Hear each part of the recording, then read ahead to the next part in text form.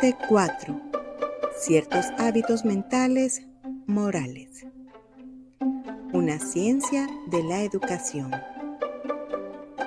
Me permito reiterar que me atrevo a escribir sobre temas relacionados con la educación en el hogar con la mayor deferencia hacia las madres, con la certeza de que, en virtud de su peculiar comprensión de las disposiciones de sus propios hijos, se les ha bendecido tanto con el conocimiento como con la capacidad para manejarlos y que quienes le rodean pueden solo observar de lejos. No obstante, existe lo que denominamos ciencia de la educación, la cual no proviene de la intuición, cuyo conocimiento permite criar a un niño completamente de acuerdo con la ley natural, que también es la ley divina, y que en seguirla radica una gran recompensa. La educación en hábitos permite una vida fácil. Ya hemos visto por qué el hábito, por ejemplo, es una fuerza tan maravillosa en la vida humana. Esta perspectiva del hábito me parece muy alentadora, al proporcionar una razonabilidad científica a las conclusiones ya alcanzadas por la experiencia común. Es agradable saber que, incluso en la madurez de la vida, es posible mediante un pequeño esfuerzo persistente adquirir un hábito deseable. También es bueno y también agradable saber con qué facilidad fatal podemos caer en malos hábitos. Pero lo más satisfactorio en esta visión del hábito es que encaja con nuestro amor natural por una vida llevadera. Al principio no somos reacios a esforzarnos, teniendo la seguridad de que pronto las cosas irán mejor. Y esto exactamente es lo que el hábito, en un grado extraordinario, promete generar.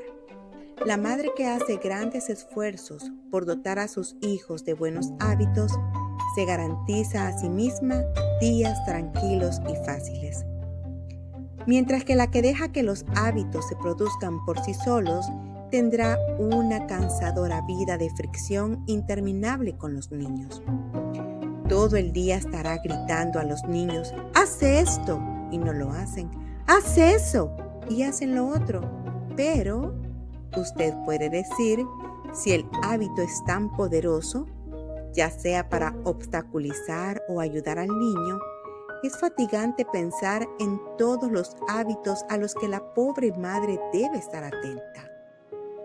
¿Acaso ella nunca tendrá un momento de sosiego con sus hijos?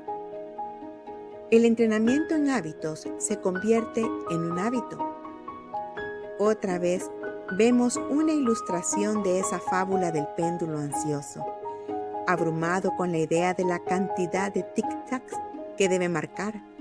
Pero los tic-tacs se hacen uno a uno y siempre habrá un segundo entre cada uno de ellos. De igual forma, la madre se dedica a la formación de un hábito a la vez y solo vigila a aquellos que ya se han formado. Si se pusiera ansiosa al pensar en el mucho trabajo que limite la cantidad de buenos hábitos que se propone formar, el niño que comienza la vida con, digamos, 20 buenos hábitos, comienza con un cierto capital del cual obtendrá infinitas ganancias a medida que pasen los años. La madre que desconfía de su propia capacidad del esfuerzo constante bien puede consolarse con dos hechos. En primer lugar, ella misma adquiere el hábito de entrenar a sus hijos en un hábito determinado, que pronto se convierte no solo en ningún problema, sino en un placer para ella. En segundo lugar, los hábitos más dominantes y permanentes del niño son aquellos que la madre no ha desarrollado, sino que el niño adquiere por sí mismo a través de la observación cercana de todo lo que se dice, se hace, se siente y se piensa en su casa. Hábitos inspirados por la atmósfera hogareña. Ya hemos considerado un grupo de hábitos cuasi físicos, orden, regularidad, pulcritud, que el niño absorbe, por así decirlo, de la manera recién mencionada, pero no son los únicos. Los hábitos de gentileza, cortesía, amabilidad, franqueza, respeto por otras personas u otros hábitos así son en el niño tal como es la atmósfera de su hogar, es decir, el aire en el que vive y en el que crece.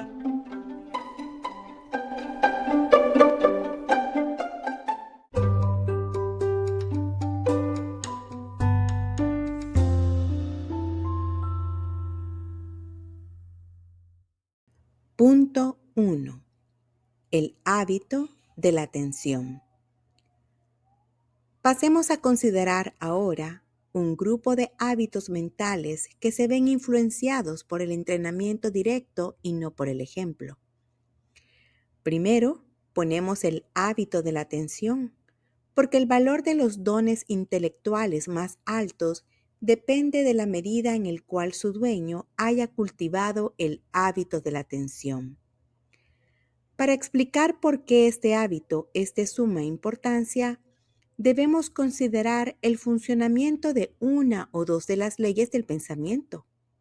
Recuerde, mientras tanto, cuán fija es la atención con la que el profesional capacitado, el abogado, el médico, el letrado, escucha una larga historia, desecha lo trivial, toma los hechos, ve la importancia de cada una de las circunstancias y expone el caso con una nueva claridad y método. Ahora, contraste esto con el ojo errante y las respuestas aleatorias de quienes no tienen formación, y verá que diferenciar a las personas según su poder de atención se convierte en una prueba legítima. Una mente a merced de las asociaciones. Consideramos entonces la naturaleza y las funciones de la atención, la mente, con la posible excepción del estado de coma. Nunca está inactiva. Las ideas siempre pasan por el cerebro, de día y de noche, durmiendo o despertando, estemos locos o cuerdos. Nos elevamos demasiado a nosotros mismos cuando suponemos que nosotros somos los autores y quienes proponemos los pensamientos que tenemos, porque lo máximo que podemos hacer es dar dirección a estos hilos de pensamiento en las comparativamente pocos momentos en que sí estamos regulando los pensamientos de nuestro corazón. Vemos en sueños aquella rápida danza de ideas por el cerebro durante el sueño más ligero, como las ideas siguen a otras ideas de una manera general. En los merodeos del delirio, en las fantasías de los sin juicio, en el parloteo inconsecuente del niño y el balbuceo del anciano, vemos lo mismo, es decir, la ley de las ideas que pasan por la mente cuando se les permite hacerlo. Háblele a un niño sobre el vidrio, deseando provocar una curiosidad adecuada sobre cómo se hace el vidrio y cuáles son sus usos. Nada de eso le interesa, sino que se va a la zapatilla de cristal de la Cenicienta. Luego cuenta acerca de su madrina que le dio un bote. Luego sobre el barco en el que el tío Enrique fue a América. Luego quiere saber por qué usted no usa gafas, haciéndole a usted pensar que quizás el tío Enrique usa gafas. No obstante, las divagaciones del niño no son caprichosas. Siguen una ley, la ley de asociación de ideas, por lo cual cualquier idea presentada a la mente recuerda alguna otra idea que se haya asociado en algún momento con ella, como el vidrio y la zapatilla de la Cenicienta, y a partir de ella alguna otra idea asociada. Ahora, esta ley de la asociación de ideas es buena servidora, pero una mala ama, ya que contar con esta ayuda para recordar los eventos del pasado y los compromisos del presente es una bendición infinita. Pero estar a merced de las asociaciones, no tener la capacidad para pensar en lo que queremos cuando queramos y que algo aparezca en nuestra cabeza, no es más que estar fuera de sus cabales. Una atención errabunda. Un vigoroso esfuerzo de la voluntad debería permitirnos en cualquier momento fijar nuestros pensamientos. Sí, así es. Pero la voluntad vigorosa y que se impone a sí misma es la flor de un carácter desarrollado. Y mientras el niño no tenga un carácter desarrollado, sino solo disposiciones naturales, ¿quién mantendrá el juguete favorito fuera de la clase de geografía o la muñeca fuera de la clase de francés? He aquí el secreto del tedio del aula escolar en casa. Los niños están pensando todo el tiempo en algo distinto de sus clases, o más bien, están a merced de las 1000 fantasías que revolotean por sus cerebros, una por una, siguiendo el hilo del anterior. «Oh, señorita Smith», dijo una niña a su institutriz, «hay muchas cosas más interesantes que las lecciones para pensar». ¿En qué radica el daño? En esto. No solo en que los niños están perdiendo el tiempo, que es una pena desde ya, sino que además están formando un hábito mental indisciplinado y reduciendo su propia capacidad de esfuerzo mental. El hábito de la atención se debe cultivar desde los primeros años. La ayuda entonces no radica en la voluntad del niño, sino en el hábito de la atención, hábito que debe cultivarse incluso en el bebé, el cual, a pesar de sus maravillosas facultades de observación, no tiene la facultad de la atención.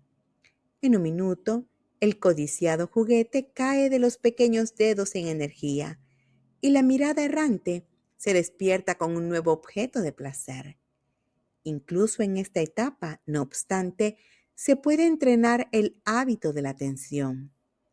El juguete desechado se levanta y con un ¡qué lindo! Y gestos llamativos, la madre mantiene los ojos fijos del bebé durante un par de minutos. ¿Y esta es su primera lección en atención? Más tarde, como hemos visto, el niño está ansioso por ver y tocar cada objeto que se cruce en su camino. Pero obsérvelo en sus investigaciones. Se mueve de una cosa a otra con menos propósito que una mariposa entre las flores, sin quedarse con nada el suficiente tiempo como para sacarle provecho. Le corresponde a la madre complementar la capacidad de observación rápida del niño con el hábito de la atención. Ella es quien debe asegurarse de que él no salte de esto a aquello, sino que se fije lo suficiente en una cosa como para conocerla realmente.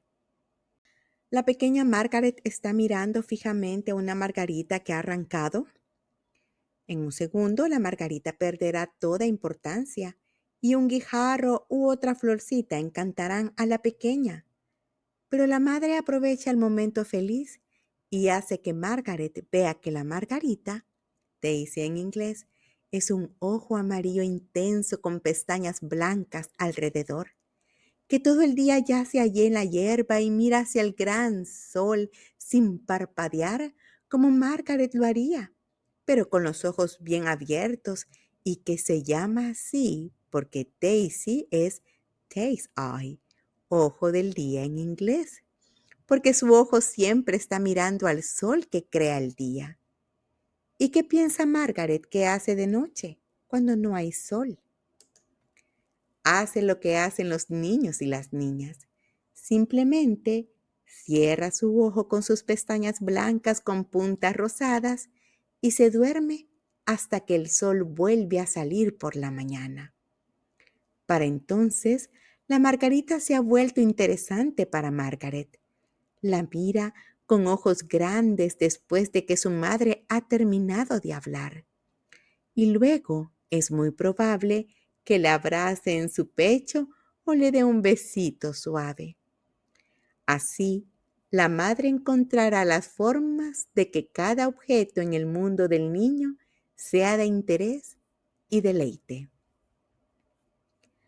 Atención en las cosas, las palabras son un tedio. pero el tira y afloja comienza con las clases en el aula escolar. Incluso el niño que ha adquirido el hábito de prestar atención a las cosas considera que las palabras son un tedio. Este es un punto de inflexión en la vida del niño y un momento en que se requiere tacto y vigilancia de parte de la madre. En primer lugar, nunca deje que el niño se distraiga cuando está haciendo su copiado o aritmética, o que se ponga a soñar sentado con su libro enfrente. Cuando un niño pierde su enfoque mental durante una clase, es hora de terminarla. Déjelo que haga otra clase que sea lo más diferente posible de la última y luego regrese con su mente refrescada a lo que había dejado incompleto. Si la madre o la maestra no han prestado suficiente atención y han dejado que el niño se vaya a la luna durante una lección, deberá ingeniárselas para ayudarlo a continuar. La lección debe hacerse, por supuesto, pero debe ser llamativa y placentera para el niño. Lecciones atrayentes. El maestro debiera tener algún conocimiento de los principios de la educación. Debiera saber qué asignaturas son las más adecuadas para el niño según su edad y cómo hacer que estas materias sean interesantes. También debe saber cómo variar las lecciones, de manera que cada facultad mental del niño descanse después de un esfuerzo y que otra capacidad se ponga en juego. Debiera saber cómo incitar al niño al esfuerzo usando su deseo de aprobación, de sobresalir, de progresar, su deseo por el conocimiento, su amor por los padres, su sentido del deber, de tal manera que sus motivaciones no sean aquellas que demuestra el carácter del niño. El peligro al que el maestro debe estar especialmente alerta, no obstante, es que algún otro deseo natural sustituye el deseo por el conocimiento, que es igualmente natural y que es adecuado para todos los propósitos de la educación. El horario. Un trabajo definido dentro de un tiempo dado. Más adelante tendré la oportunidad de abordar algunos de estos puntos. Mientras tanto, echemos un vistazo a un aula de la casa, administrada con buenos principios. En primer lugar, hay un horario escrito claramente para que el niño sepa lo que tiene que hacer y cuánto durará cada lección. Esta idea de un trabajo definitivo que debe hacerse dentro de un tiempo dado es valiosa para el niño, no solo como entrenamiento en hábitos de orden, sino también en diligencia. Así aprende que un momento no es igual que otro, que no queda ningún momento adecuado para hacer lo que no se hizo en su debido momento. Y este conocimiento por sí solo es suficiente para asegurar la atención del niño en su trabajo. Reitero, las clases son cortas. Rara vez duran más de 20 minutos para los niños menores de 8 años. Y esto por 2 o 3 razones. La sensación de que no hay mucho tiempo para hacer matemáticas o para su lectura. Mantienen alerta el ingenio del niño y le ayuda a fijar su atención. Tiene tiempo para aprender de una asignatura exactamente lo que es bueno para que aprenda de una vez. Y si las lecciones se alternan juiciosamente, matemáticas primero, por ejemplo, cuando el cerebro está bastante despierto, luego escribir o leer, algún ejercicio más o menos mecánico a modo de descanso, y así sucesivamente, y haciendo que el programa varíe un poco de un día al otro, pero siguiendo el mismo principio en todo momento, es decir, una lección que requiere pensar primero y una lección de trabajo minucioso después, y el niño termina sus clases matutinas sin ningún signo de cansancio. Incluso usando lecciones regulares y lecciones cortas, ocasionalmente puede ser necesario un estímulo adicional para capturar la atención del niño. Su deseo de aprobación puede dar causa para el estímulo de no solo una palabra de elogio, sino de algo en forma de recompensa para garantizar que haga el mayor esfuerzo. Dichas recompensas debieran impartirse al niño en concordancia con el principio de que las recompensas son las consecuencias naturales de su buena conducta. Las recompensas naturales. ¿Cuál es la consecuencia natural del trabajo hecho bien y rápido? ¿No es acaso disfrutar más tiempo libre?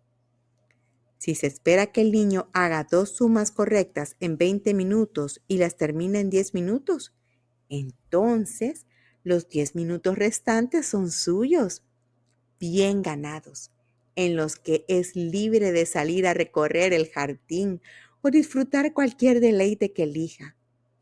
Si su tarea de escritura consiste en producir 6 M perfectas, pero escribe 6 líneas con solo una buena M en cada línea y se acaba el tiempo de la lección, no tiene nada de tiempo libre para sí mismo. O por el contrario, si muestra 6 buenas M en su primera línea, tiene el resto del tiempo para dibujar barcos de vapor y trenes ferroviarios. Esta posibilidad de dejar que los niños se ocupen de manera variada en los pocos minutos que puedan ganar al final de cada lección es una compensación que otorga el aula en el hogar a cambio del placer que normalmente se espera que otorguen al trabajo escolar el gusto por los primeros lugares y la emulación. La emulación. En cuanto a la emulación, un medio muy potente para estimular y mantener la atención de los niños, en tanto deseo intenso de imitar e incluso superar las acciones ajenas, como lo define la RAE, una objeción que ésta recibe a menudo es que el deseo de sobresalir, de hacer algo mejor que los demás, implica un temperamento inclemente, el cual el educador debiera reprimir en lugar de cultivar. Las buenas calificaciones, de cualquier tipo que sean, suelen ser las recompensas de aquellos que hacen lo mejor, y se ha argumentado que dichas buenas notas son a menudo la causa de injustas rivalidades. Ahora, el hecho es que los niños están siendo entrenados para vivir en el mundo. Y en el mundo todos sí recibimos buenas calificaciones de algún tipo, ya sea premios o elogios, o ambos, cuando superamos a otros, ya sea en el fútbol o el tenis, pintando cuadros o escribiendo poemas. Existen la envidia y la angustia entre aquellos en segundo lugar. Así ha sido desde el principio y sin duda lo será hasta el final. Si el niño va a salir a un mundo émulo, quizás sea bueno que se eduquen en una escuela emuladora. Pero es aquí donde es necesario el trabajo de la madre. Ella puede enseñarle a su hijo a ser el primero sin vanidad y a ser el último sin amargura. Es decir, ella puede criarlo en un flujo tan cordial de amor y compasión que la alegría por el éxito de su hermano le quita el aguijón de su propio fracaso, y la contrición por el fracaso de su hermano no deja lugar a la glorificación de sí mismo. Reitero, si se tuviera que utilizar un sistema de calificación como estímulo para la atención y el esfuerzo, las buenas calificaciones deben otorgarse por la conducta en lugar de la inteligencia, es decir, deben estar al alcance de todos. Cada niño puede obtener su calificación por puntualidad, orden, atención, diligencia, obediencia, gentileza y por lo tanto, se pueden dar calificaciones de este tipo sin peligro de dejar una sensación de injusticia en el pecho del niño que falla. La emulación se torna suicida cuando se usa como incentivo para el esfuerzo intelectual, porque el deseo por el conocimiento disminuye en proporción a la medida que el deseo de sobresalir se vuelve activo. De hecho, las calificaciones de cualquier tipo, incluso por conducta, distraen la atención de los niños hacia un trabajo bien hecho, lo cual en sí mismo es lo suficientemente interesante como para garantizar tanto el buen comportamiento como la atención. El afecto como motivo. El que deba trabajar duro para complacer a sus padres que hacen tanto por él es un apropiado motivo que se le puede presentar al niño de vez en cuando, pero no con demasiada frecuencia. Si la madre negocia con los sentimientos de su hijo, si dijera, por ejemplo, haz esto o aquello para complacer a tu madre, no aflijas a tu pobre madre, etcétera, con demasiada frecuencia como la razón para que él haga lo correcto, entonces se establece una relación sentimental que avergonzará tanto a la madre como al niño. Los verdaderos motivos de la acción perderán su preeminencia y el niño, no queriendo parecer indiferente, terminará cometiendo una falsedad. El atractivo del conocimiento. Por supuesto, el medio más obvio de acelerar y mantener la atención de los niños radica en el atractivo del conocimiento mismo y en el verdadero apetito por el conocimiento con el que están dotados. Pero cuán exitosos son los maestros defectuosos en curar a los niños de cualquier deseo de saber. Se pueden ver en muchas aulas. Más adelante tendré la oportunidad de decir algunas palabras sobre este tema. ¿Qué es la atención? Es evidente que la atención no es una facultad de la mente. De hecho, es muy dudoso hasta qué punto las diversas operaciones de la mente deberían describirse como facultades en absoluto. De hecho, la atención casi no es una operación mental, sino simplemente el acto por el cual toda la fuerza mental es aplicada al tema en cuestión. Este acto de hacer que la mente actúe puede entrenarse para que se convierta en un hábito a merced del padre o del maestro, quien atrae y mantiene la atención del niño usando un motivo adecuado. Imposición de la voluntad propia. A medida que el niño crece, se le enseña a ejercitar su propia voluntad, a obligarse a poner atención a pesar de las sugerencias más atractivas del exterior. Se le debería enseñar a sentir un cierto triunfo en obligarse a sí mismo a fijar sus pensamientos. Hágale saber cuál es la verdadera dificultad, que la naturaleza de su mente es pensar incesantemente, pero como los pensamientos, si se dejan solos, siempre se irán de una cosa a otra, y que la lucha y la victoria que él debe alcanzar es fijar sus pensamientos en la tarea que está a la mano. Cumpliste con tu deber. Si se lo dice la madre con una mirada cariñosa, es una recompensa para el niño que ha hecho este esfuerzo gracias a la fortaleza de su voluntad en aumento. Pero no debemos olvidarnos que la atención es, en gran medida, el producto de una mente educada. Es decir, uno solo puede poner atención en proporción a la capacidad intelectual para profundizar en un asunto. Es imposible exagerar la importancia de este hábito de la atención.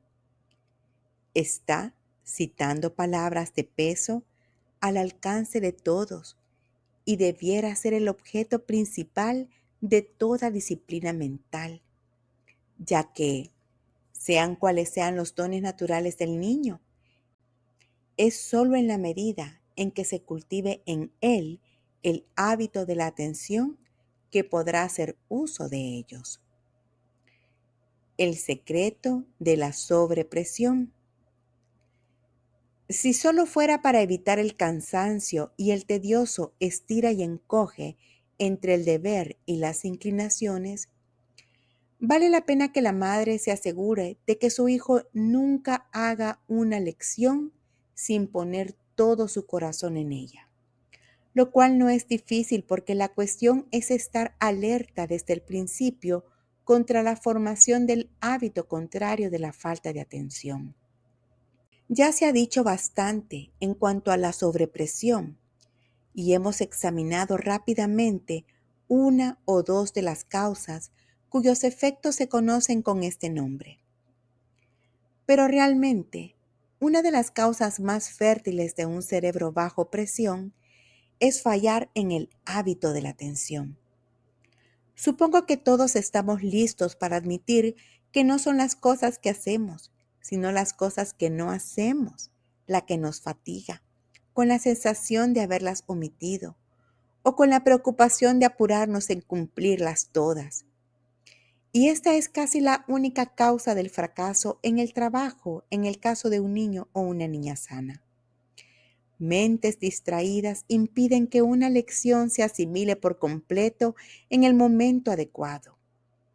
Esa lección se convierte en una pesadilla, continuamente queriendo avanzar, pero nunca terminándola. Y la sensación de pérdida afecta al joven estudiante más que la recepción atenta de una docena de las mismas lecciones. El trabajo escolar en casa.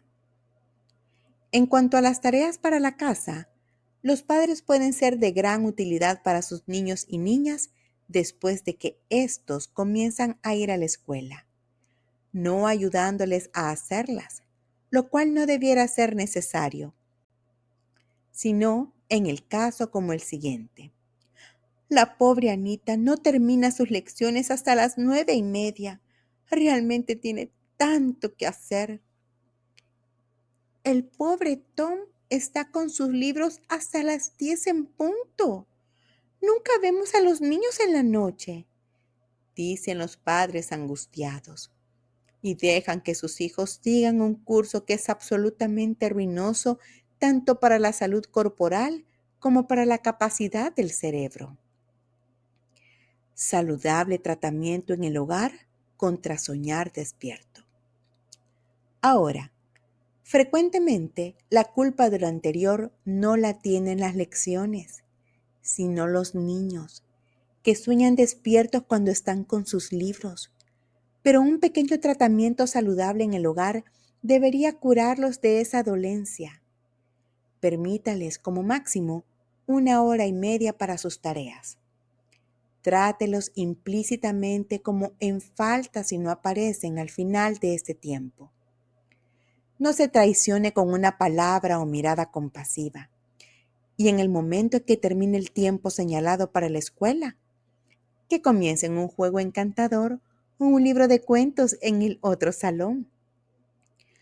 Pronto se darán cuenta de que es posible terminar las lecciones a tiempo para que tengan una agradable tarde después. Y las lecciones estarán mucho mejor hechas por el hecho de que se les ha otorgado una atención concentrada. Al mismo tiempo, la costumbre de dar tarea para la casa, por lo menos a niños menores de 14 años, debiera evitarse tajantemente. Los niños no reciben ninguna ganancia de la combinación de vida hogareña y vida escolar, y un programa muy completo de trabajo escolar puede llevarse a cabo en las horas de la mañana. Las recompensas y los castigos deben ser consecuentes naturales del comportamiento. Al considerar los medios para lograr la atención, ha sido necesario referirse a la disciplina. La entrega de recompensas y castigos, un tema que toda persona a cargo de los niños o una educadora en el hogar novicia se siente competente para manejar. Pero eso también tiene su aspecto científico. Hay una ley por la cual se deben regular todas las recompensas y los castigos.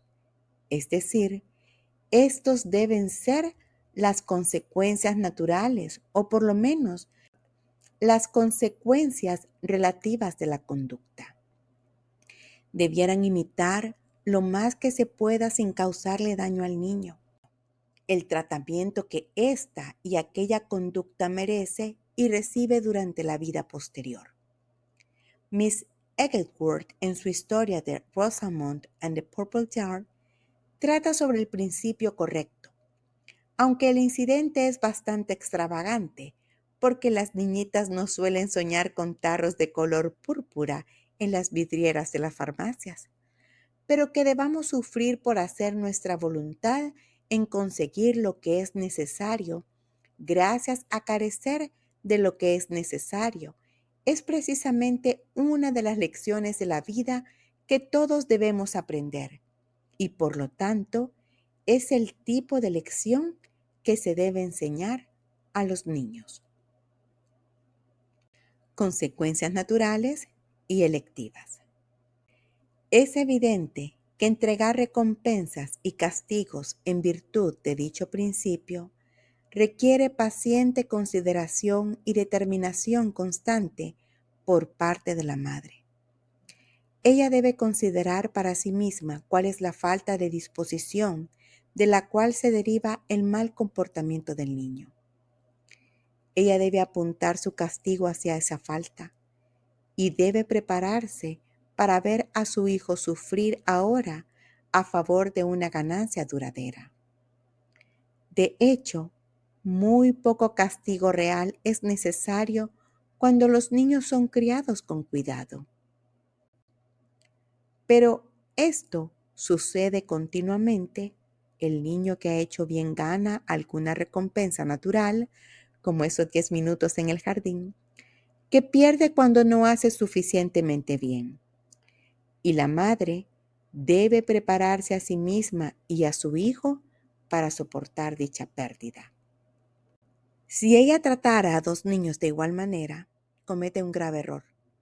No contra el niño que le ha hecho bien, sino contra el que comete la falta, a quien anima deliberadamente a que repita su mal hacer. Al someter a su hijo a la disciplina de las consecuencias, la madre debe usar mucho tacto y discreción. En muchos casos, la consecuencia natural de la culpa del niño es precisamente lo que le corresponde a ella evitar, mientras que, al mismo tiempo, busca alguna consecuencia relacionada con la falta y que ejerza una influencia educativa en el niño. Por ejemplo, si un niño descuida sus estudios, la consecuencia natural es que permanece ignorante. Pero permitirle hacerlo, eso sería una negligencia de marca mayor por parte de los padres.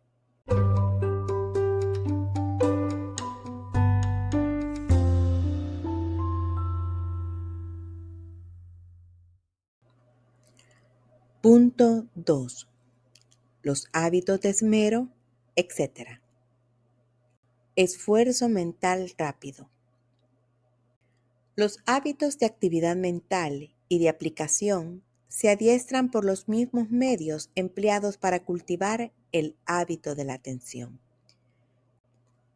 El niño que progresa diligentemente en su trabajo puede ser entrenado en el esfuerzo mental rápido.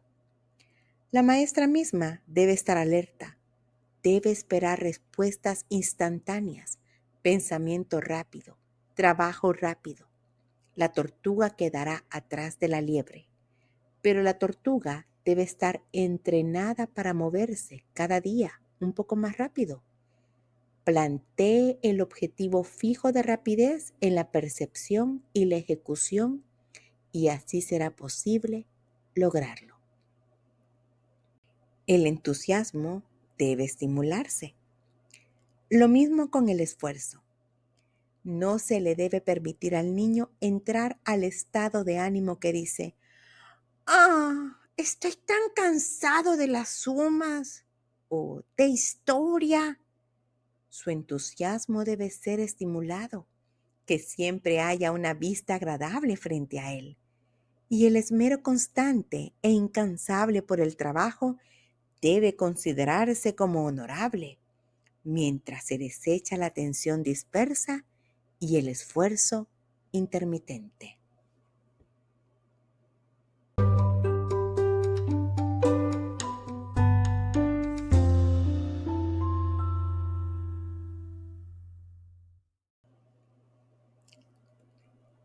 Punto 3. El hábito de pensar. Operaciones incluidas al pensar un león. El trabajo real del cerebro es conocido entre los psicólogos con varios nombres y se divide en varias funciones, pero nosotros lo llamaremos pensar, porque es lo suficientemente exacto para fines educativos. Pero por pensar, vamos a querer decir el verdadero esfuerzo consciente de la mente, y no todas aquellas ideas arbitrarias y sin esfuerzo que pasan por el cerebro. Tomemos el ejemplo citado por el arzobispo Thompson en su obra Love and Thought, Leyes del Pensamiento, el cual es un ejemplo tan admirable dado por un psicólogo muy capaz, que me atrevo a citarlo más de una vez, y que dice: cuando el capitán Head estaba viajando por las pampas de América del Sur, de repente, un día, su guía lo detuvo y señalando hacia el aire gritó: ¡Un león! Sorprendido por tal exclamación, acompañada de tal acción, levantó los ojos y con dificultad percibió a una altura inmensurable cóndores en vuelo circular en un lugar en particular. Bajo este lugar, muy lejos de su propia vista o de la del guía, yacía un caballo muerto, y sobre su carcasa se encontraba, como bien sabía el guía, un león a quienes los cóndores miraban con envidia desde su altura. La señal de los pájaros era para él lo que la vista del león habría sido para el viajero, una garantía total de su existencia. He aquí un acto de pensamiento que no le costó nada al pensador, que fue tan fácil para él como mirar hacia arriba, pero que, para nosotros no acostumbrados al tema, requeriría muchos pasos y algo de esfuerzo. La vista de los cóndores lo convenció de que había un animal muerto o algo similar, pero mientras seguía volando alrededor muy por encima de él, en lugar de descender a su festín, supuso que alguna bestia los había anticipado. ¿Sería un perro o un chacal? No, los cóndores no habrían temido ahuyentar tales animales, o compartir con ellos tampoco. Debía ser una bestia grande, y como había leones en el vecindario, concluyó que había uno allí. Y todos esos pasos de pensamiento se resumían con las palabras: un león. Este es el tipo de cosas por la que los niños debieran practicar más o menos en cada lección. Trazar del efecto a la causa o de la causa del efecto. Comparar cosas para descubrir en qué se parecen y en qué difieren.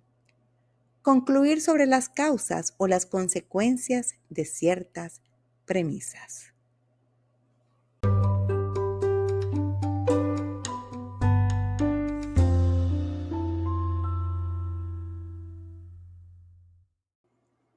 Punto 4.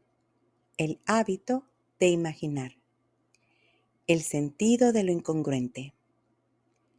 En todas sus clases habrá algo de espacio para un ejercicio ligero de la facultad de pensar de los niños, algunas más y otras menos, y deberán alternarse juiciosamente para que después de un esfuerzo mecánico se haga uno más estrictamente intelectual, y para que el ejercicio placentero de la imaginación sea seguido por un esfuerzo de la razón.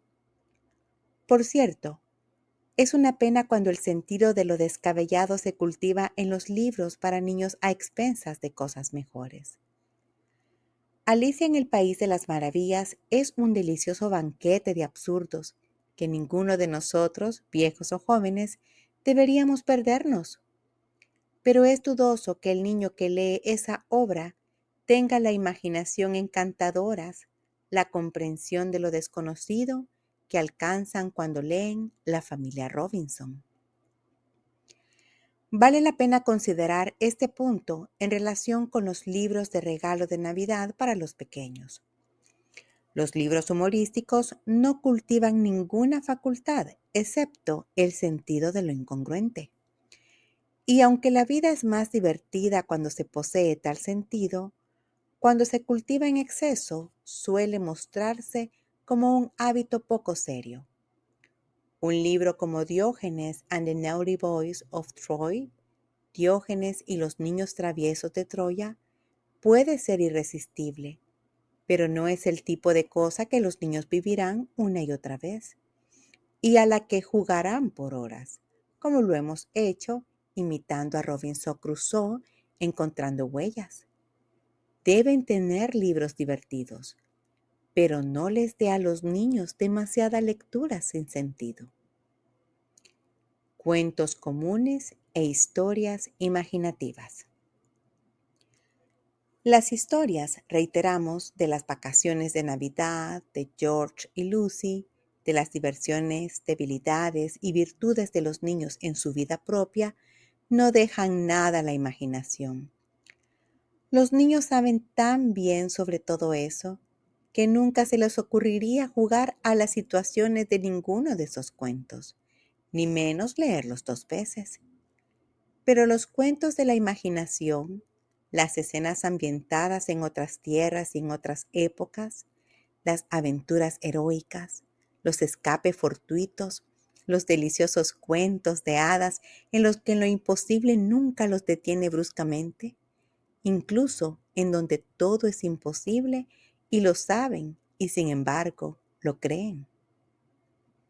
La imaginación y las concepciones de gran magnitud. Lo ya dicho no es solo para que se diviertan los niños, ya que es posible que la posteridad dé luz a una generación con poca imaginación y, por ello, menos capaz de concebir grandezas y esfuerzos heroicos. Porque es solo cuando permitimos que una persona o una causa llene todo nuestro escenario mental que dejamos de ocuparnos de nosotros mismos y somos capaces de acciones de gran corazón en nombre de dicha persona o causa. Nuestros novelistas dicen que no queda nada por imaginar y que, por lo tanto, una descripción realista de las cosas tal como son es todo lo que está disponible para ellos. Pero la imaginación es eminentemente creativa, a menos que vea, no solo lo que es aparente, sino lo que es concebible y lo que es poéticamente adecuado en determinadas circunstancias. La imaginación crece. Pues la imaginación no desciende, ya totalmente formada, a tomar posesión de una casa vacía, sino como cualquier otra facultad de la mente, es solo el germen de una capacidad con la cual se inicia y crece con lo que obtiene. Y es la infancia, la edad de la fe, el momento de alimentarla. Los niños deberían tener el gozo de vivir en tierras lejanas, en otras personas, en otros tiempos. Una grata doble existencia y dicha alegría la encontrarán en su mayor parte en sus libros de cuentos. Sus lecciones, también de historia y de geografía, deberían cultivar sus poderes de concepción mental. Si el niño no viviera en los tiempos dados en su clase de historia, si no se familiarizara con los climas que describe su libro de geografía, pues dichas clases no cumplirán su propósito. Aún en las mejores condiciones de las clases, si el niño no encontrara el camino hacia los reinos de la fantasía, la galería de imágenes de la imaginación quedará pobremente habitada. El pensar viene por la práctica. Más adelante, consideraremos cómo se debieran manejar las diversas lecciones de los niños para inducir hábitos de pensar. Pero por el momento, diremos que pensar, igual que escribir o patinar, viene por la práctica. El niño que nunca ha pensado, nunca piensa y probablemente nunca pensará. Porque, ¿acaso no hay suficientes personas que atraviesan el mundo sin ningún ejercicio deliberado de su propio ingenio? El niño debe pensar, llegar a la razón de las cosas por sí mismo, todos los días de su vida, y cada día más que el día anterior. Tanto los niños como los padres tienden a invertir este proceso educativo. El niño pregunta, ¿por qué? Y el padre responde, bastante orgulloso de esta evidencia de pensamiento en su hijo. Hay una ligera muestra de especulación incluso al preguntarse ¿por qué? Pero se trata del esfuerzo más leve y superficial que produce el cerebro pensante. Pero que el padre pregunte ¿por qué? Y el niño produzca la respuesta si puede. Después de que ha dado vueltas al asunto una y otra vez en su mente, no tiene nada de malo en darle el por qué y lo recordará. Cada caminata debiera ofrecer un problema peliagudo sobre el cual piensen los niños. ¿Por qué esa hoja flota en el agua y esta piedra se hunde? Entre otros.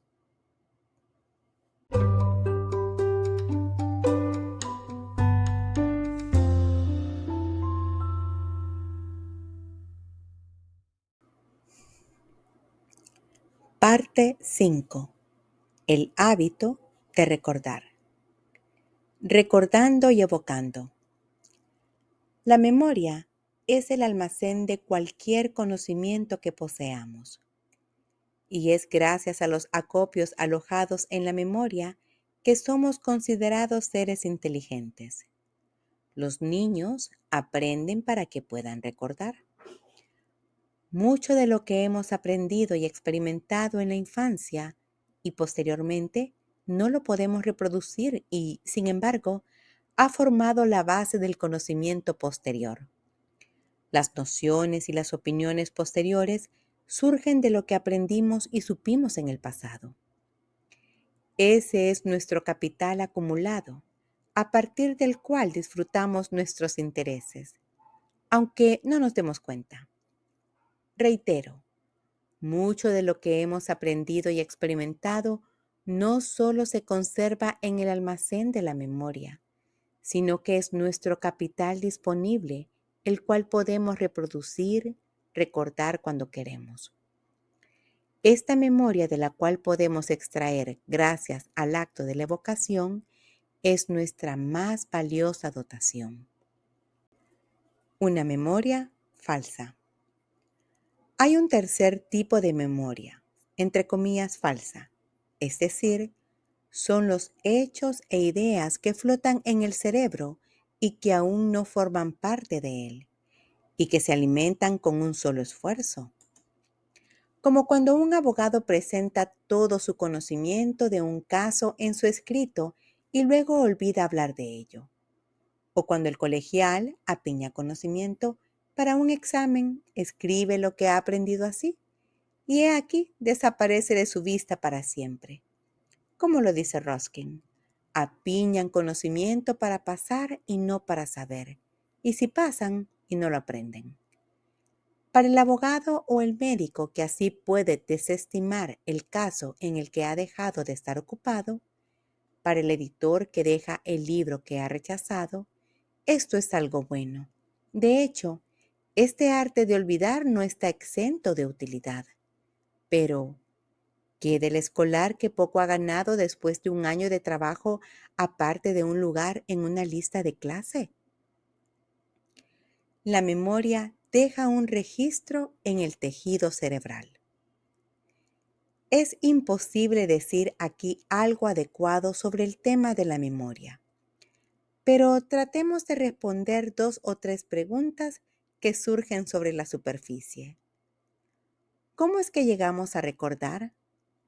¿Cómo obtenemos la capacidad de utilizar hechos recordados, es decir, evocar? ¿Y en qué condiciones se adquiere el conocimiento que no aporta el crecimiento del cerebro y de la mente, que no está disponible para utilizarse, sino que se aloja ligeramente en el cerebro durante un breve periodo y luego desaparece de un solo tiro? Nos interesa un invento maravilloso, un instrumento que registra las palabras habladas y que, por ejemplo, en 100 años más, dará un discurso o una conferencia en las mismas palabras y tonos del hablante. Ese instrumento es la función del cerebro llamada memoria, por la cual las impresiones recibidas por el cerebro se registran mecánicamente. Al menos, esa es la teoría en términos bastante generales que emiten los fisiólogos. Es decir, la mente toma conocimiento de ciertos hechos y el tejido nervioso del cerebro registra ese conocimiento. Condiciones aptas. Ahora, surgen las preguntas. ¿En qué condiciones se hace tal impresión del hecho o del evento en el tejido cerebral? ¿Está el registro permanente? ¿Es capaz el cerebro de recibir un número indefinido de tales impresiones? Al parecer, tanto por experiencia común como por un número infinito de ejemplos citados por psicólogos, todo objeto o idea que se considere con atención produce el tipo de impresión en el cerebro que se dice que lo fija en la memoria. En otras palabras, preste total atención por un instante a cualquier cosa y recordará esa cosa. Al describir este efecto, la expresión común es precisa más de lo que era la intención cuando decidimos tal vista o sonido o sensación me causó una fuerte impresión. Y eso es justamente lo que ha sucedido. Al detener la atención sobre cualquier hecho o incidente, y tal hecho o incidente se recuerda, está impreso, grabado en el tejido cerebral. La deducción es clara. ¿Usted quiere que el niño recuerde? Entonces, consiga toda su atención, que ponga la mirada fija de su mente, por así decirlo, en el hecho que se desea recordar. Entonces lo conseguirá mediante una especie de proceso fotográfico. El hecho o idea es tomado por el cerebro y cuando sea un hombre viejo, tal vez el recuerdo de ello surgirá ante él. El recuerdo y la ley de la asociación. Pero no basta con que un recuerdo surja por casualidad. Queremos tener el poder de recordar a voluntad y para ello es necesario algo más que un acto ocasional de atención que produzca una impresión solitaria. Suponiendo, por ejemplo, que con una buena enseñanza se asegura la atención del niño hacia el verbo avoir, él lo recordará. En otras palabras, un crecimiento infinitamente leve de tejido cerebral registrará y retendrá ese verbo francés. Pero un verbo no es nada.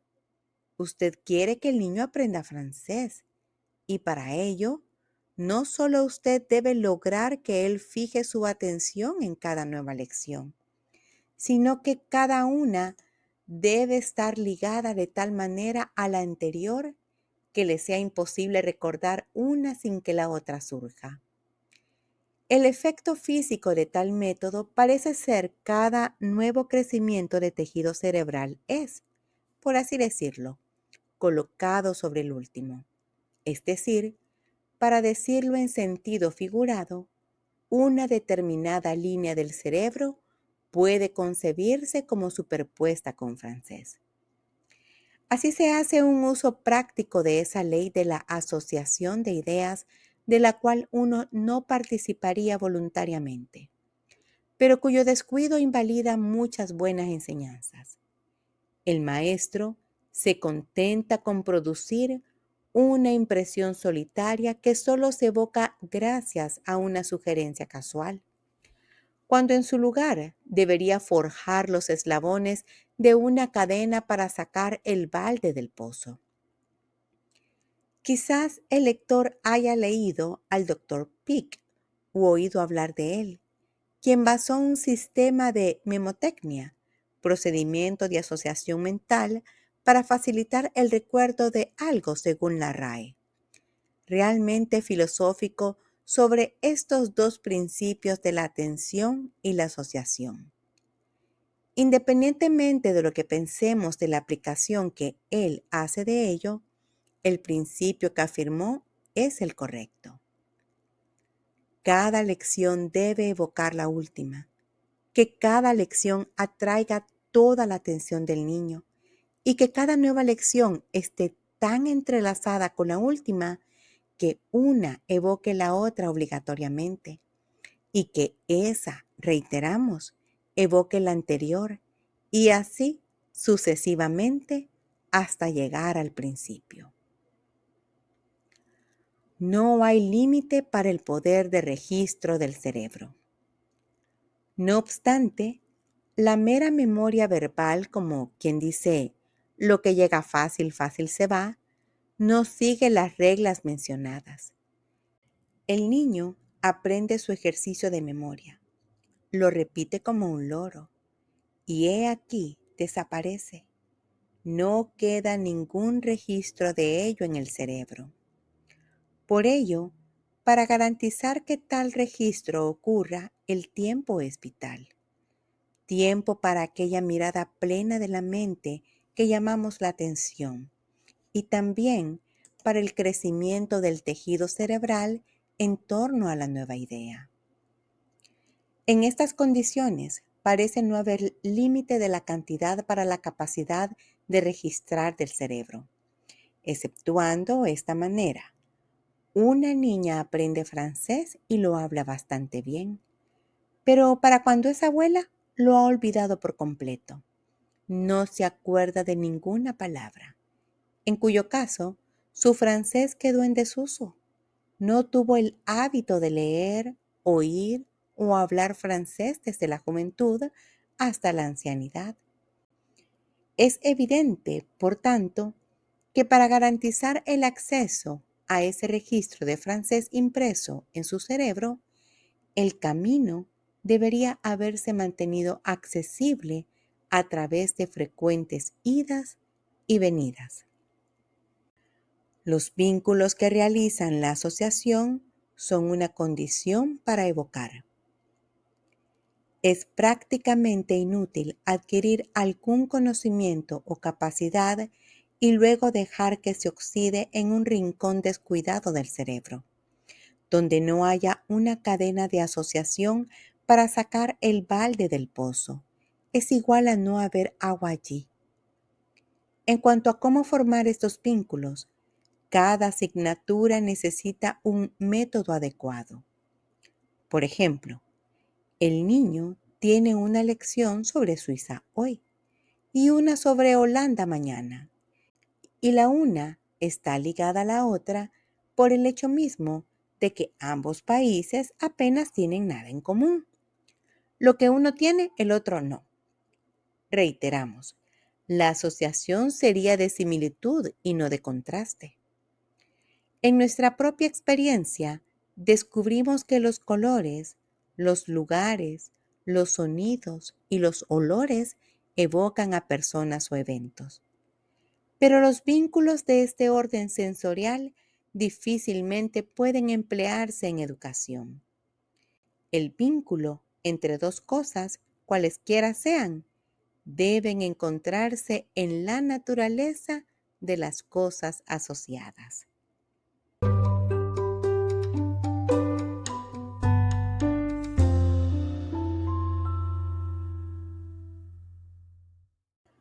Punto 6. El hábito de la perfecta ejecución. El hábito de entregar un trabajo imperfecto. Busca la perfección en todo lo que hagas. Es un consejo con el que se puede criar a una familia y recibir grandes ventajas. Los ingleses como nación pensamos demasiado de las personas y muy poco de las cosas, el trabajo, el desempeño. A nuestros niños se les permite hacer las cifras o las letras, las puntadas, la ropa de las muñecas, la pequeña carpintería, de cualquier forma, pensando que con el tiempo lo harán mejor. Otras naciones, los alemanes y los franceses, por ejemplo, abordan la cuestión filosóficamente y saben que si los niños adquieren el hábito de realizar trabajos imperfectos, los hombres y las mujeres indudablemente mantendrán tal hábito. Recuerdo estar encantada con el trabajo de una clase de unos 40 niños de 6 y 7 años en una escuela primaria en Heidelberg. Estaban realizando una lección de escritura acompañada de mucha enseñanza oral de parte de un maestro que escribía cada palabra en la pizarra. Pronto aparecieron las pizarras y allí no observé ni una sola letra defectuosa o irregular en las 40 pizarras. El mismo principio de perfección se vio en una reciente exposición de trabajos escolares celebrada en toda Francia, donde no había ningún trabajo defectuoso, con la excusa del argumento de que era un trabajo de niños. Un niño debiera desempeñar su trabajo a la perfección. No se debiera dar ningún trabajo a un niño que él no pueda ejecutar a la perfección, y a partir de allí se le debe exigir perfección como algo natural. Por ejemplo, se le pide que copie unos trazos y se le permite llenar una pizarra completa con todo tipo de curvas y espacios irregulares. Su sentido moral se ha viciado. Su ojo ha sido herido. Pero pídale que copie 6 trazos en vez de una pizarra completa. 6 trazos perfectos, con distancias y declives regulares. Si produce un par defectuoso, pídale que señale la falla y que persevere hasta que haya realizado su tarea.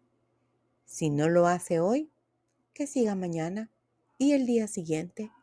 Y cuando aparezcan los 6 trazos perfectos, que sea una ocasión de triunfo. Lo mismo con las pequeñas tareas de pintar, dibujar o construir que él mismo se propone, que todo lo que haga esté bien hecho.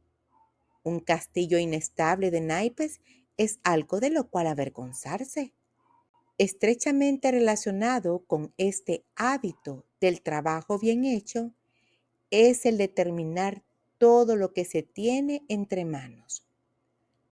Rara vez se debe permitir que el niño ponga su mano en un nuevo trabajo hasta que haya terminado el último.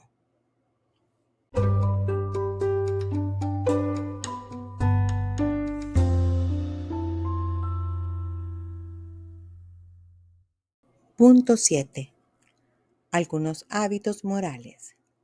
Obediencia. Es decepcionante que debamos abordar de una manera ligera e inadecuada aquellos hábitos morales que la madre debe, por obligación a sus hijos, cultivar en ellos. El deber cabal de un niño. En primer lugar, e infinitamente de primera importancia, es el hábito de la obediencia. De hecho, la obediencia es el deber cabal del niño, y por esta razón, todos los demás deberes del niño se cumplen en obediencia a los padres. Aún más, la obediencia es el deber cabal del hombre, es decir, obediencia a la conciencia, a la ley y a la dirección divina. Hemos escuchado que cada una de las 3 tentaciones registradas de nuestro Señor en el desierto indica no un acto de pecado manifiesto, sino un acto de obstinación, aquel estado directamente opuesto a la obediencia, y del cual brota toda esa necedad que está ligada al corazón de un niño. La obediencia no es un deber accidental. Ahora bien, si los padres se dieran cuenta de que la obediencia no es un mero deber accidental, cuyo cumplimiento es un asunto entre ellos y el niño, sino que ellos son los agentes designados para instruir al niño en aquella obediencia inteligente del ser humano que se impone a sí mismo su propia voluntad y que respeta las leyes, verán que no tiene derecho a renunciar a la obediencia de su hijo y que todo acto de desobediencia del hijo es una condenación directa de los padres. También verán que el motivo de la obediencia del niño no es el motivo arbitrario de hagan esto o aquello porque lo digo yo, sino el motivo del mandamiento apostólico. Hijos, obedeced en el Señor a vuestros padres, porque esto es lo correcto, según Efesios 6:1, de acuerdo a la versión Nueva Traducción Viviente. Los niños deben tener el deseo de obedecer. Es solo en la medida que la voluntad del niño está presente en el acto de obediencia y obedece porque su sentido de lo correcto lo hace desear obedecer a pesar de las tentaciones de desobediencia. No por obligación, sino de buena gana, que se ha formado el hábito que, en lo sucesivo, permitirá al niño usar la fuerza de su voluntad contra sus inclinaciones cuando éstas lo inciten a tomar un camino incorrecto. Se dice que los hijos de padres que son más estrictos a la hora de exigir obediencia suelen terminar mal, y que los huérfanos y otros pobres niños abandonados que han sido criados bajo una estricta disciplina solo esperan la oportunidad para hacer lo que quieran. Y así es exactamente, porque en esos casos no hay entrenamiento gradual del niño en el hábito de la obediencia. No existe ningún llamamiento gradual de su voluntad a unirse a un dulce servicio ni un ofrecimiento voluntario de sumisión a la ley más sublime. Por el contrario, a los pobres niños simplemente se les intimida para que se sometan a la voluntad, más bien a la obstinación de otra persona, y para nada porque es lo correcto, sino solo porque es conveniente. Espere obediencia. El deber más sagrado de la madre es instruir a su bebé en la obediencia instantánea, lo cual no es una tarea difícil, ya que el niño todavía está arrastrando nubes de la gloria de Dios que es su hogar. El principio de la obediencia está dentro de él, esperando ser llamado para ejercitarse. No es necesario ayudarlo a decidir, ni amenazarlo, ni utilizar ningún tipo de violencia, porque los padres están investidos de una autoridad que el niño reconoce intuitivamente. Es suficiente decir, haz esto, en un tono tranquilo y autoritario, y esperar que se haga. La madre suele perder la influencia sobre sus hijos porque detectan en el tono de su voz que ella no espera que obedezcan sus órdenes. Ella no considera con seriedad su puesto, no tiene suficiente confianza en su propia autoridad. La gran fortaleza de la madre es el hábito de la obediencia. Si ella comenzara exigiendo que sus hijos siempre la obedezcan, pues siempre lo harán como algo natural. Pero basta que una vez logren lo contrario, que descubran que pueden hacer otra cosa en vez de obedecer, y comenzará una desesperada lucha que comúnmente termina en los niños haciendo lo que es correcto en su propia opinión. Este es el tipo de situación fatal. Los niños están en el salón y se anuncia la llegada de alguien. Suban las escaleras ahora. Oh, madre querida, déjanos quedarnos en la esquina de la habitación. Estaremos tan tranquilos como unos ratones. La madre se siente casi orgullosa de los bonitos modales de sus hijos y los deja quedarse. Por supuesto, no se quedan tranquilos, pero ese es el menor de los males. Han logrado hacer lo que querían y no lo que se les pidió, y no volverán a poner el cuello bajo el yugo sin entablar una lucha. Es en los asuntos de poca importancia donde una madre pierde. Hora de dormir, Guillermito. Oh, mamá, solo déjame terminar esto. Y la madre cede, olvidando que el caso a la mano no tiene importancia. Lo que importa es que el niño debiera estar confirmando diariamente el hábito de la obediencia mediante la repetición ininterrumpida de actos de obediencia. Es asombroso lo inteligente que es el niño para encontrar formas de evadir el espíritu mientras obedece la letra. María, ven. Sí, mamá. Pero la madre llama 4 veces antes de que llegue María. Guarda los juguetes. Y dedos lentos y reacios guardan los juguetes. Siempre debes lavarte las manos cuando escuches el primer timbre. El niño obedece por esta vez, pero no lo hace más. Para evitar estas demostraciones de obstinación, la madre deberá insistir desde el principio en una obediencia que es pronta, alegre y duradera, salvo por lapsus de la memoria en el niño. Casi no vale la pena la obediencia tardía, de malas ganas y ocasional. Y es mucho más fácil darle al niño el hábito de la obediencia perfecta al no permitirle nunca nada más que lograr esta mera obediencia formal gracias a un constante ejercicio de la autoridad. Pronto, y cuando tenga la edad suficiente, haga una confidencia en el niño y dígale cuán noble es que pueda obligarse a hacer algo, en un minuto y con alegría, aquello justamente que preferiría no hacer. Para lograr este hábito de obediencia, la madre debe ejercer un gran dominio de sí misma. Nunca debe dar una orden que no tenga la intención de ver realizada en su totalidad. Tampoco debe ella imponer sobre sus hijos cargas penosas de llevar, dando órdenes infinitamente. La ley garantiza la libertad. A los niños que han sido educados en la obediencia perfecta, se les puede dar una gran cantidad de libertad. Reciben algunas instrucciones que saben que no deben desobedecer y por lo demás se les permite aprender a dirigir sus propias acciones, incluso a costa de pequeños errores. Y no son importunados con la perpetua repetición de haz esto y no hagas eso.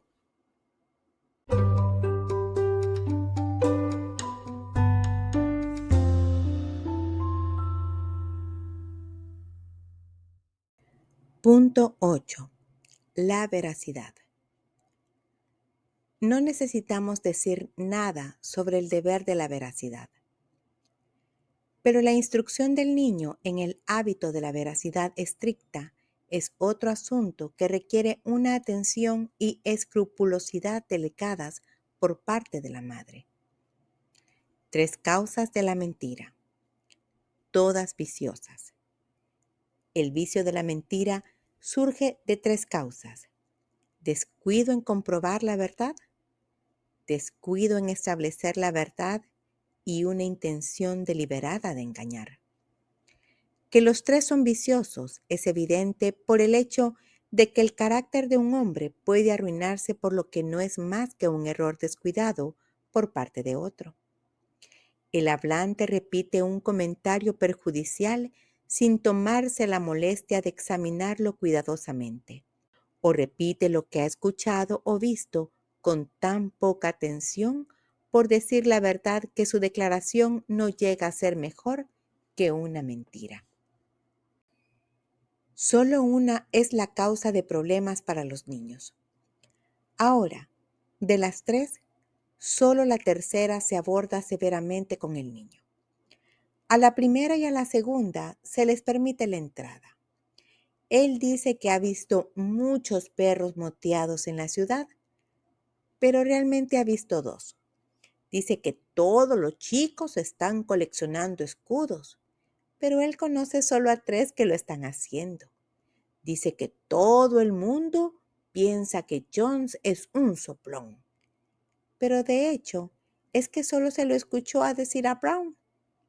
Estas desviaciones de la veracidad estricta se dan en cuestiones de tan poca importancia que la madre tiende a dejarlas pasar como cosas de niños.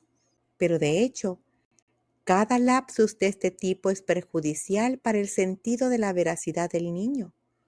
Una cuchilla que fácilmente pierde la agudeza de su filo. La exactitud de los enunciados. La madre que instruye a su hijo en la exactitud estricta de los enunciados sobre cosas pequeñas y grandes, lo fortalece contra las tentaciones de caer en las formas más absolutas de la mentira. Él no exagera sin más una historia para su propio beneficio.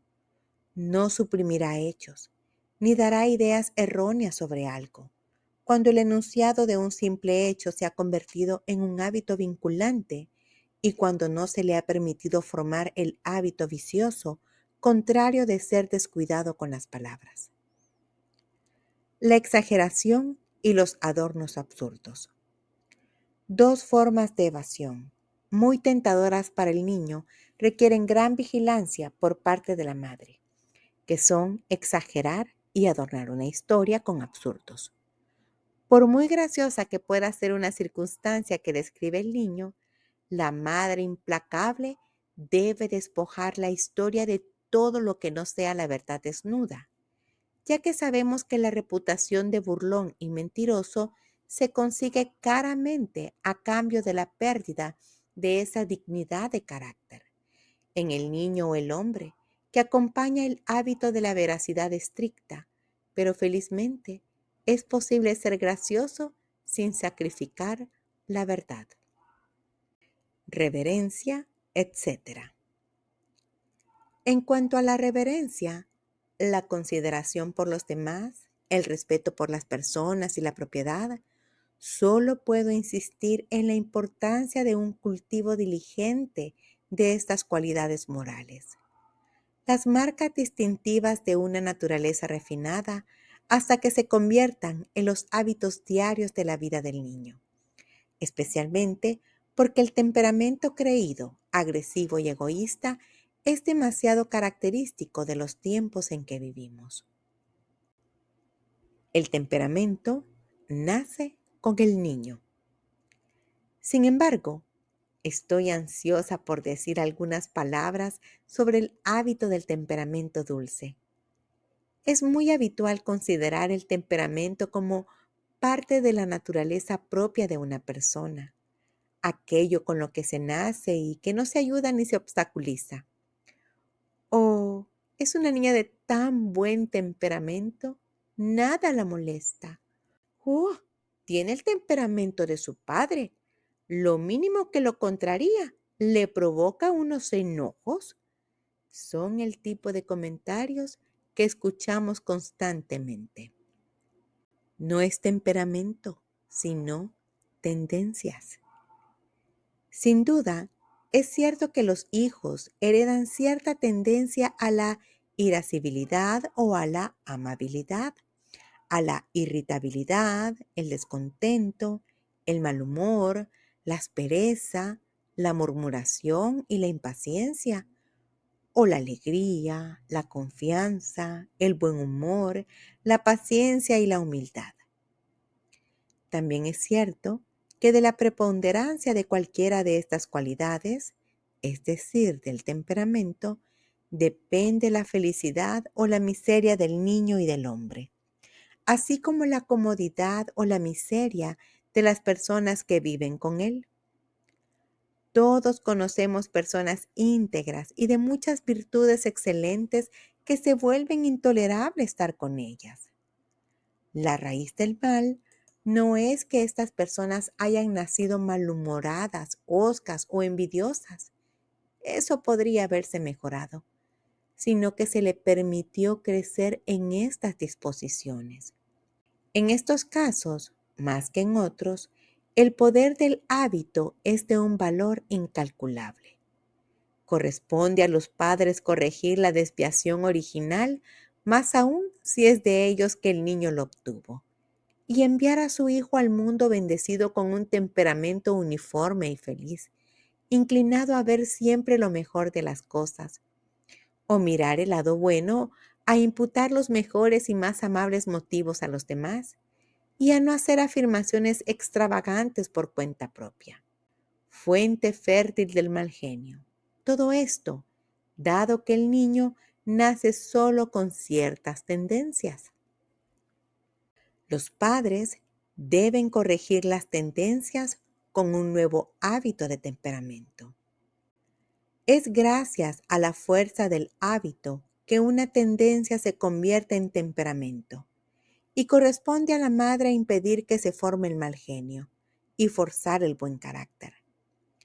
Tampoco es difícil hacer esto cuando el rostro del niño es como un libro abierto para su madre y ella lee los pensamientos de su corazón antes que él mismo se dé cuenta de ellos, recordando que cada pensamiento envidioso, murmurador y descontento deja un rastro en el tejido mismo del cerebro del niño para que tales pensamientos pasen por allí una y otra vez, y que ese riel, esa huella, por así decirlo, se ensancha y profundiza constantemente con el tráfico de pensamientos desagradables.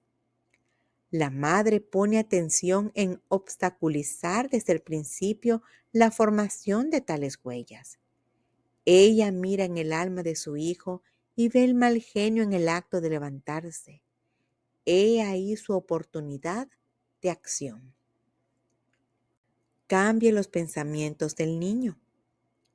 Que la madre cambie los pensamientos del niño antes de que el mal genio tenga tiempo de convertirse en un sentimiento consciente, y mucho menos en una acción.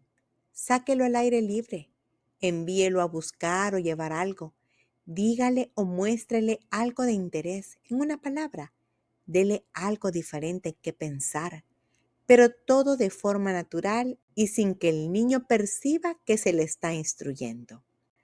Así como todo ataque de mal humor deja lugar disponible en la mente del niño para otro ataque de mal humor, así cada uno de esos ataques evitados, gracias al tacto de la madre, tienden a borrar las huellas malignas de los temperamentos hoscos pasados.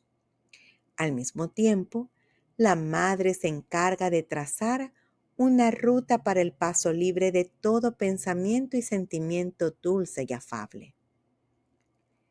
He estado ofreciendo sugerencias, no para un curso de formación intelectual y moral, sino solo para la formación de ciertos hábitos que deberían ser, por así decirlo, las manifestaciones del carácter. Con este limitado programa, no he mencionado muchos asuntos tan importantes como los que se abordaron, pero ante tantísima riqueza, ha sido necesario adoptar un principio de selección, y he pensado que sería bueno abordar asuntos que no me parecen depender por completo en padres educados, sino sobre aquellos asuntos que toda persona reflexiva reconoce que puede ejercer una influencia.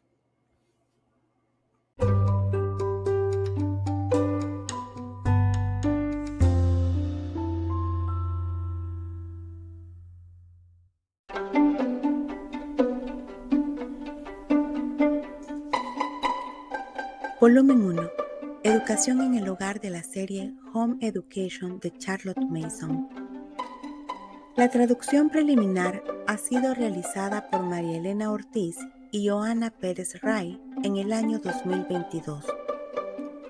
Esta es una versión protegida por la Ley Internacional de Derechos de Autor y publicada con la autorización expresa de las traductoras.